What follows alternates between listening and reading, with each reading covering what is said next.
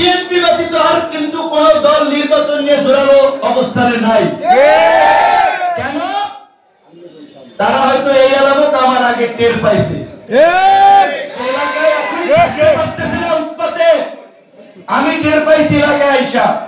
আমি বলছি যে ঢাকায় যাইয়া কয়েকবার ইউনূস, ডক্টর ইউনূসের সামনে জোরালো ভাবে নির্বাচনের পক্ষে যে বক্তব্য দিয়েছিলাম, এইবার ইউনূস সাহেবের সামনে আগামীকালকে থেকে জাতীয় ঐক্যমত্যের মিটিং হচ্ছে।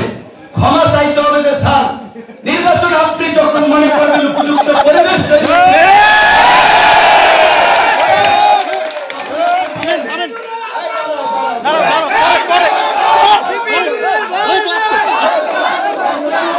যখন মনে করবে এবং বলবে লেভেল প্লেইং ফিল্ড তৈরি হয়েছে, সবাই নির্বিঘ্নে সভা সমাবেশ করতে পারবে, এলাকায় থাকতে পারবে, হুমকি ধামকি থাকবে না, রাজনৈতিক এই আগেকার সেই আধিপত্য বিস্তারের সংস্কৃতির পরিবর্তন হবে, তখনই নির্বাচনের রোডম্যাপ দিতে হবে।